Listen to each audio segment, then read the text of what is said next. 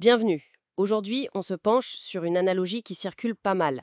Les données humaines seraient comme l'énergie fossile de l'IA et l'apprentissage par renforcement, son énergie renouvelable. Oui, bonjour. Et la question c'est, est-ce que cette comparaison est vraiment juste? Est-ce qu'elle nous aide à comprendre comment l'IA fonctionne? C'est ça. On va essayer de creuser un peu avec l'aide d'une analyse critique, notamment d'une vidéo de Science for All. L'objectif, c'est de bien saisir la différence fondamentale entre le besoin de données, de beaucoup de données, et la puissance de calcul brut. Exactement. Parce qu'on entend souvent dire qu'il suffirait de faire réfléchir l'IA plus longtemps avec plus de calculs pour qu'elle devienne meilleure. Mais c'est pas si simple. On va voir pourquoi ça peut pas remplacer des données fiables sur le monde. Alors, commençons par cette analogie énergétique. Pourquoi elle coince, en fait? Le principal problème, c'est qu'on compare des choses qui sont pas de même nature. L'énergie, bon, fossile ou renouvelable, ça se mesure pareil, en joules, il y a une équivalence. D'accord. Mais là, on a d'un côté les données, c'est de l'information, de la complexité, on pourrait dire. La complexité de Kolmogorov, si on veut être précis, la quantité minimale d'infos pour décrire quelque chose. Et de l'autre? De l'autre, la réflexion, le calcul, ça c'est de la vitesse, du temps de calcul, des opérations par seconde, des flops, c'est pas du tout la même dimension. On ne peut pas échanger l'un contre l'autre comme ça. C'est clair. Comme comparer, je sais pas moi, la taille d'une bibliothèque avec la vitesse de lecture du lecteur. Voilà, c'est un peu ça. Prenons des exemples. Le jeu de Go, c'est hyper complexe en termes de calcul. Il faut explorer un arbre de possibilités immense. Oui, AlphaGo a été une révolution là-dessus. Mais AlphaGo, fondamentalement, il a surtout accéléré un algorithme connu, le minimax, grâce à beaucoup de calculs et d'apprentissage. Par contre, la complexité des données de base, les règles du Go, elles sont plutôt simples en fait. Ah oui, vu comme ça. Et à l'inverse? À l'inverse, tu as la recommandation de contenu, genre sur YouTube ou autre. Là, le défi majeur, c'est la complexité des données. C'est-à-dire? Pour te recommander une vidéo pertinente, l'IA doit comprendre énormément de choses sur le monde, la culture, l'actualité, le Covid, le climat, la politique, tes goûts. Tout ça, c'est une quantité d'informations contextuelles gigantesque. D'accord. Le calcul est nécessaire aussi, bien sûr, mais... Mais il est presque secondaire par rapport à ce besoin de comprendre le monde. La quantité de données pertinentes et leur complexité intrinsèque, c'est ça le vrai goulot d'étranglement. Et du coup, comment on fait pour améliorer les IA, comme les chatbots, les IA génératives, face à ça? Surtout pour des sujets complexes. Alors, il y a une distinction. Pour les tâches où on peut vérifier le résultat, genre les maths, ou générer du code, l'IA peut s'améliorer en réfléchissant plus. Elle peut générer des solutions et un autre système vérifie si c'est juste. D'accord. On peut même, par des techniques comme la distillation, transformer beaucoup de temps de calcul en un modèle énorme, très performant sur cette tâche précise. Ok, ça c'est pour le vérifiable. Mais pour le reste, la philo, les opinions, l'interprétation, on peut pas vérifier comme ça. C'est là que ça devient intéressant et plus délicat.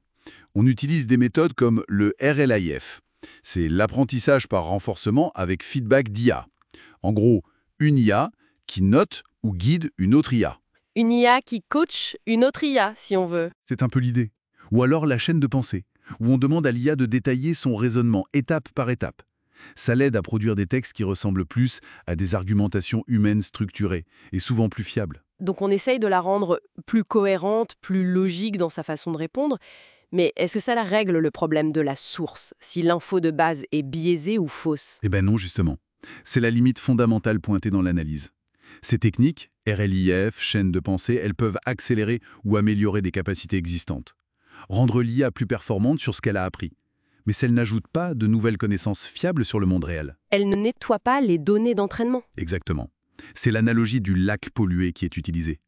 Même si tu as le meilleur filtre du monde, beaucoup de calculs, une IA super réfléchie, si l'eau du lac, les données d'entraînement, est massivement polluée par de la désinformation, des biais et des erreurs, ton filtre ne pourra pas recréer une eau pure. Il peut filtrer mais pas inventer la vérité qui n'est pas dans la source. C'est une image forte. Et ça nous amène à une question plus large, qui dépasse la technique pure. Si l'IA ne peut pas calculer la vérité à partir de données polluées, qui décide de ce qu'elle doit viser?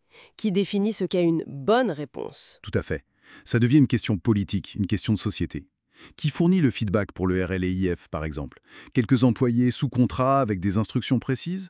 Ou est-ce qu'on pourrait imaginer des systèmes plus démocratiques, basés sur des jugements citoyens agrégés? L'analyse mentionne des principes comme une personne, une voix, la transparence, des choses qu'on essaye d'appliquer en démocratie, mais qui sont souvent un peu oubliées dans le numérique. Oui, le projet Tournesol est cité comme une tentative dans ce sens.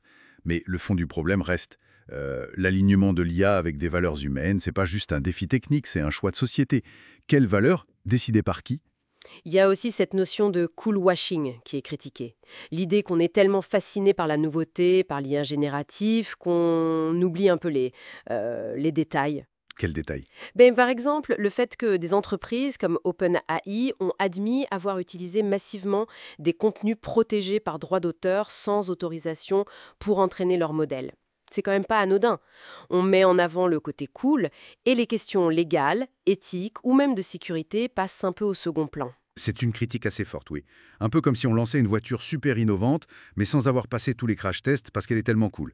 Et l'urgence monte parce qu'on parle de plus en plus d'agents IA. Des IA qui pourraient agir dans le monde réel. Exactement. Gérer nos agendas, nos finances, interagir avec d'autres systèmes. Là, les questions de gouvernance de qui contrôle quoi et surtout de cybersécurité deviennent absolument centrales. Et l'analyse suggère qu'on n'y prête peut-être pas encore assez attention, même au sein de l'industrie. Donc, pour résumer notre exploration, cette idée que plus de calcul peut remplacer les données, c'est une fausse piste. C'est ça, la puissance de calcul, la réflexion de l'IA, c'est utile bien sûr, mais ça ne crée pas la connaissance du monde. Pour ça, il faut des données.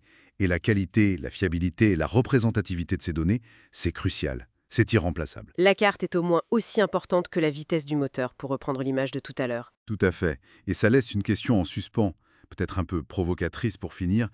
Si la création même de ces technologies repose, comme certains acteurs majeurs l'admettent, sur le fait de contourner des règles établies comme le droit d'auteur, Oui. quelle confiance peut-on avoir dans leur déploiement rapide et dans la promesse qu'elles seront bien alignées avec nos valeurs? Surtout si les questions de gouvernance démocratique et de sécurité semblent parfois moins prioritaires que l'enthousiasme technologique immédiat. C'est une question ouverte, je crois.